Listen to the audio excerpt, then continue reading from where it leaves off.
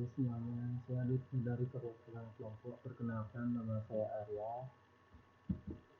Kemudian kelompok saya beranggotakan 5 orang termasuk saya, di antaranya itu Bayu Udayana, Gede Sukadian 3, Ida Bagus, Gede Asmara Putra, dan itu Arta Subagio. Sekolah Tinggi Manajemen Informatika dan Teknik Komputer Dimensi kembali 2016. Di sini saya mengambil kasus tentang peretasan seni entertainment. Kemudian saya membuatkan laporan ini sebagai syarat untuk mengikuti UAS. Berikut akan saya jelaskan tentang materi dari peretasan seni features ini. Bab 1, pendahuluan, latar belakang, yaitu seni feature entertainment adalah sebuah produsen film acara TV yang merupakan bagian dari perusahaan Sony. Jadi Sony Pictures ini adalah anak perusahaan dari perusahaan Sony asal Jepang. Perusahaan ini didirikan pada tahun 1849 oleh The Coca-Cola Company di Amerika Serikat dengan nama awalnya Columbia Pictures Entertainment. Pada tahun 1991, setelah diperoleh Sony Corporation, maka namanya diganti menjadi Sony Pictures Entertainment Inc. Di sini Sony telah menciptakan banyak film, maksudnya telah memproduksi banyak film seperti membuat Sony Pictures klasik untuk perhitungan seni dan membentuk Columbia Star Pictures, menggabungkan Columbia Pictures dan Star Pictures pada tahun 1998.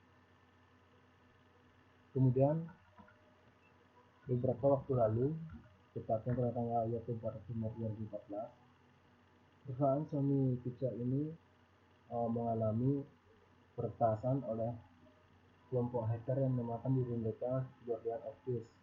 Peretasan ini merupakan masalah terburuk yang harus dihadapi Sony Pictures Entertainment sepanjang perjalanan karirnya, di mana dampak dari peretasan tersebut pihak Sony Entertainment harus kehilangan data perusahaan mencapai 100 terabyte dan sebagian data tersebut telah disebarkan oleh peretas.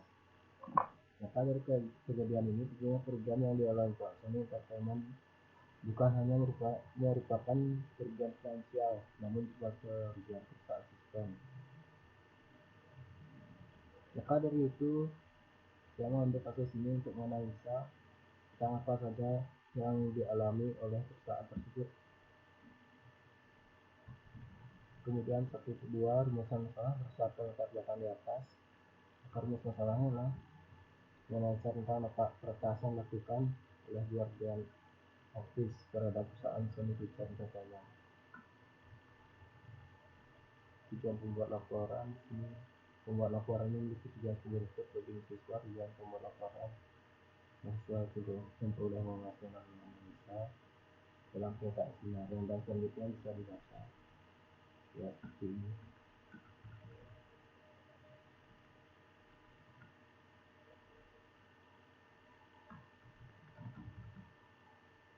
Kemudian di bab 2, tinjauan umum perusahaan, sejarah perusahaan sama seperti latar belakang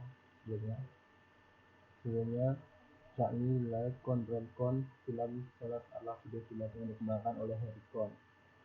Film Sales didirikan pada tahun 1919 oleh Harry Con, Jack Con, dan Joe Brown.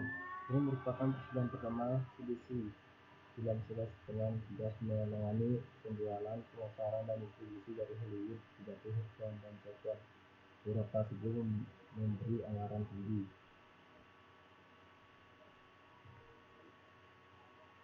Terakhir era 1940, Columbia Pictures mendirikan Screen Gems sebagai video animasi yang patut mengulang.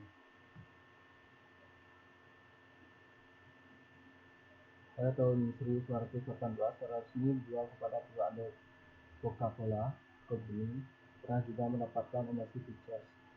Dengan kerjasama oleh HBO dan CBS, perusahaan ini mendirikan Nova Pictures. 2 tahun kemudian memutuskan hubungan dengan HBO. Nova Pictures kemudian diganti menjadi Star Pictures. Menjelang akhir 1990-an, Star membuka produksi televisi saat PBU mengumumkan akhir kerjasama dengan Columbia Pictures pada akhir tahun 1997, Pixar Television dibubarkan dan Coca-Cola mengakhiri kepemilikan Columbia Pictures, kemudian diberikan Columbia Pictures Entertainment Inc. yang juga memiliki Pixar, Triumph Films, dan lain-lain.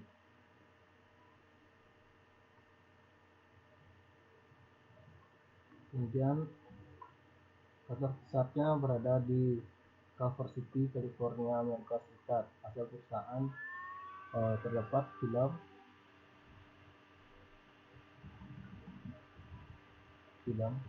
ini merupakan film yang pernah diproduksi oleh Columbia Pictures dan Phoenix Entertainment. Kemudian televisi juga menayangkan acara televisi. Kemudian aset lainnya yaitu seperti ini.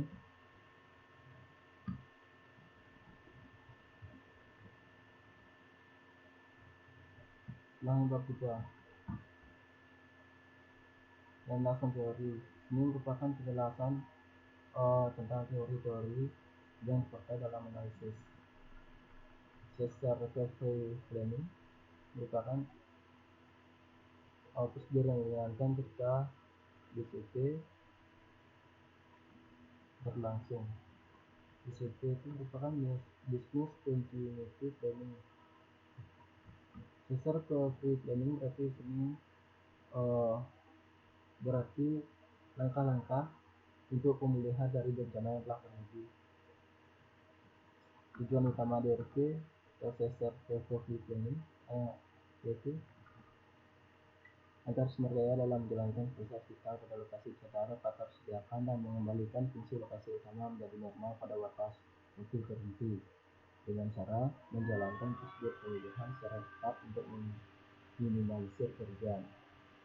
Kemudian proses-proses yang terkandung dalam DRP itu sendiri yaitu yang pertama proses recovery planning, kemudian disaster recovery planning, dan yang terakhir prosedur pemulihan bencana. Kemudian selanjutnya business continuity planning merupakan proses yang dirancang dengan tujuan untuk mengurangi ancaman terhadap fungsi penting organisasi agar menjamin kontinuitas layanan bagi operasi yang penting.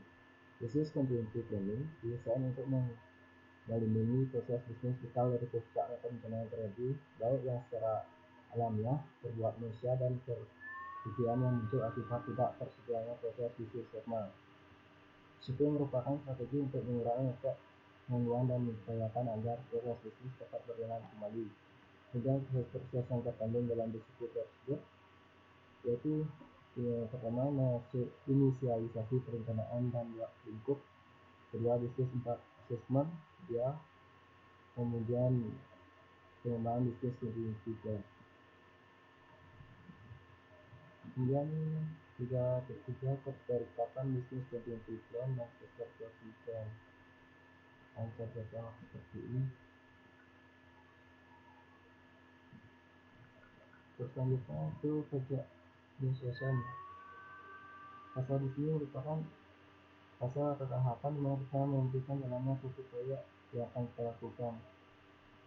Tujuannya mengetahui fungsi merancang sebuah proyek, mengetahui proses urutan pembuatan sebuah proyek hingga sesuai yang diinginkan. Kemudian kita mengetahui aspek penting dalam merancang sebuah proyek. Kemudian background, perencanaan proyek merupakan awal untuk menentukan semua parameter dari sebuah proyek dan membuat proyek manajemen yang baik serta kualitas yang sesuai dengan standarisasi yang telah ada hingga proyek selesai dikerjakan.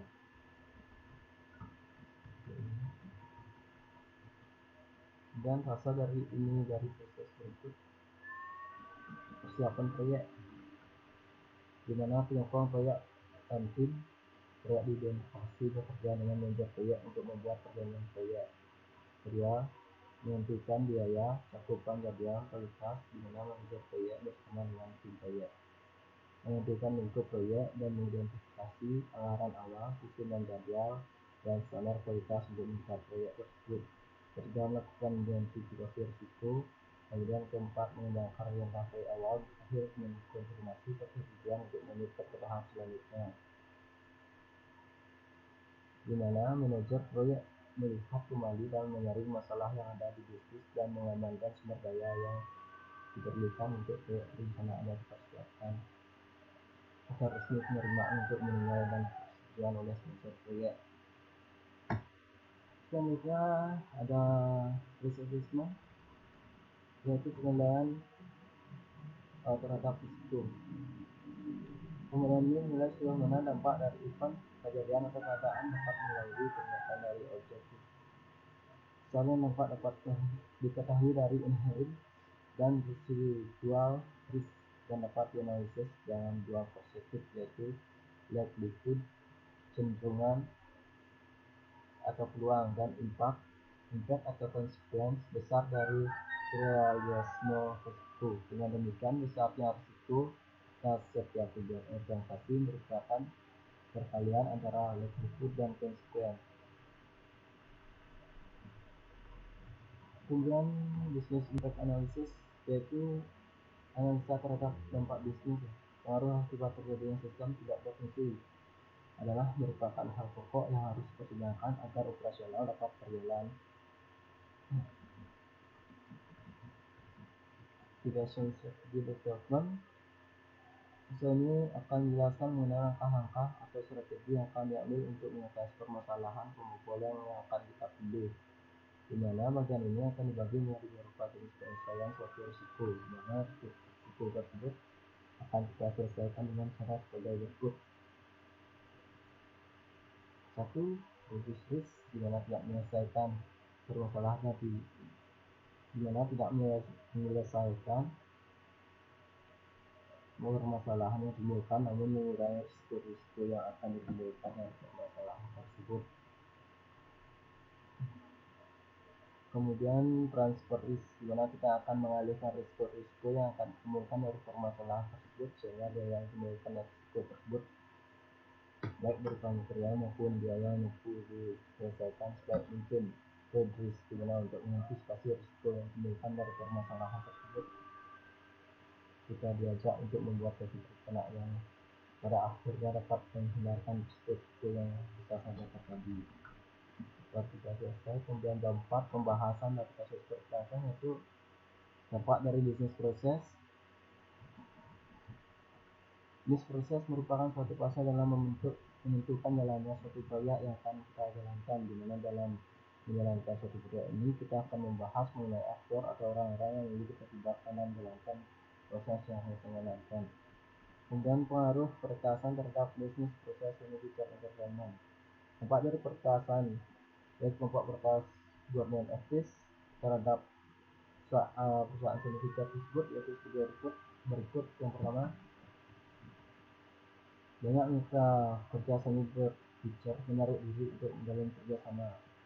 Tersebarnya data-data rahasia perusahaan hingga 100 terabyte struktur organisasi yang mungkin dirahasiakan menjadi pihak di seni pikirnya. Kemudian klaim perusahaan, rencana kerjasama, penyebaran film-film yang belum diproduksi, hingga informasi pribadi para petinggi, karyawan, dan staf terkait, dan termasuk gaji beberapa petinggi dan karyawan seni picture entertainment. Kemudian yang ketiga, ada sedikitnya ada 2 film yang belum resmi dirilis harus disebarkan secara ilegal oleh kertas. Salah satunya merupakan film interview. Kemudian dampak terakhir, yaitu kerusakan sistem perusahaan secara besar-besaran sehingga memaksa karyawan komputer untuk bekerja secara manual, yakni kembali menggunakan kertas dan pena. Kemudian penilaian risikonya sini skenario nya lihat tentunya perlu terakhir adalah tentang perkembangan otomatis dan melakukan risk assessment. Tingkat bahaya bisnis yang bisa saja terjadi sebagai dampak kertas sistem signifikan pertahanan. Yang kedua, dengan adanya kertas ini kemungkinan akan timbul ancaman lain terhadap perusahaan signifikan pertahanan. Dari hasil audit di atas terhadap penilaian risiko ini, maka perlu dibuatkan diagram terrealisir dengan baik. Contohnya seperti gambar di bawah. Diagram di bawah merupakan ilustrasi dari gedung kantor pusat semi server ringan dan gedung server lain yang terkait dengan gedung kantor pusat yang dipisahkan pelataran pabrik atau halaman. Ya, kemudian indikasi risikonya mengacu pada diagram nyata, kita perlu mengajukan identifikasi atas semua kemungkinan sama lain akibat dampak dari kertasan. Identifikasi pertama yaitu risk pertama atau risiko yang pertama yang telah terjadi pada perusahaan tersebut akibat peretasan, yaitu sistem komputerisasi perusahaan tersebut rusak parah. Kemudian fungsi bisnis dari sistem komputerisasi yang rusak itu yaitu sebagai sarana kerja utama yang digunakan hampir setiap karyawan dan staf termasuk untuk melakukan input output data perusahaan. Kemudian risiko ancamannya peretasan dan pembobolan melalui website resmi.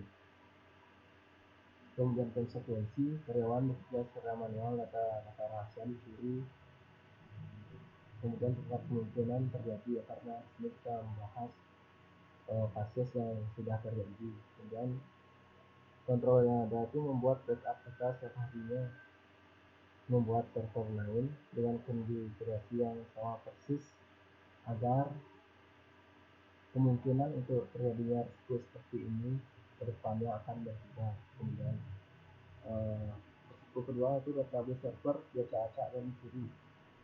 Ini pelaku bisa saja menginputkan data-data yang tidak pernah ditulis sebelumnya oleh pihak Sony, maka tanpa sepengetahuan kita akan terdapat data-data yang mencurigakan yang bisa mengacak-acak database server.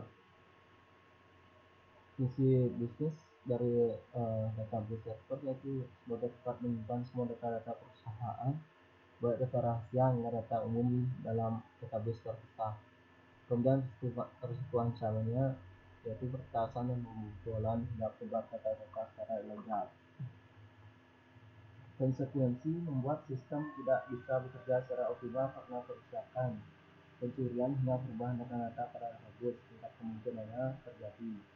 Kemudian kontrol yang ada membuat backup data setiap harinya, membuat server lain dengan konfigurasi yang sama persis. Kemudian consequence rating merupakan suatu penilaian risiko berdasarkan tingkat kemungkinan terjadinya dengan menggunakan tabel consequence rating.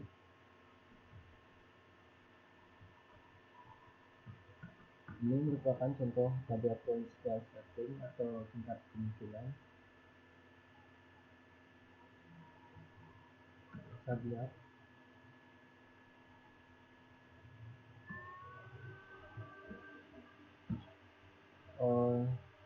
dalam risk assessment ini kita bisa mengkategorikan bahwa risiko yang pertama tingkat kemungkinannya dipilih nomor 1 karena sangat mungkin dan sudah terjadi terhadap perusahaan solusi software payment. Kemudian prioritas risikonya dalam pusat decrease atau risiko tinggi. Kemudian risiko nomor 2 juga sama karena sudah terjadi dan tingkat kerugian risiko kedua telah mencapai 12,5 triliun rupiah. Kemudian plan development itu langkah penanggulangan dari dampak risiko yang telah terjadi, itu memperbaiki sistem, training, testing, dan auditing. Training di sini merupakan pelatihan di sini masukkan dalam upaya penggunaan sistem komputerisasi untuk bertanya agar tidak ceroboh, misalnya merahasiakan privasi pribadi pada staf lain sampai masyarakat umum berdasarkan privasi perusahaan. Dan selanjutnya pelatihan penggunaan sistem yang aman, kemudian pelatihan dalam menghadapi risiko yang mungkin terjadi berulang. Kemudian testing merupakan langkah yang pasti dilakukan dalam pembuatan program baru maupun sistem yang telah diperbaiki, di mana kita bisa melakukan itu saja seperti melakukan simulasi pertahanan sistem dari error tadi, backward SQL injection, DDoS, active scoping, security tadi, attack, remote file inclusion, dan lain-lain. Kedua, melakukan pengujian berulang kali untuk menemukan error.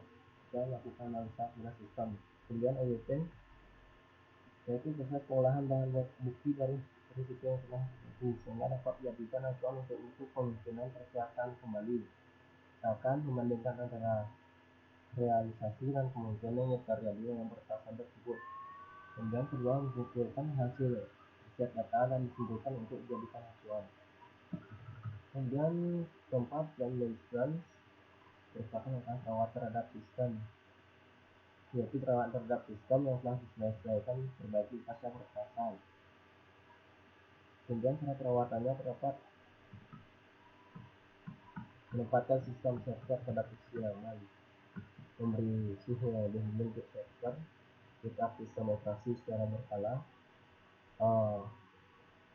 auto backup database server, menggunakan proxy atau firewall yang sangat aman yang harus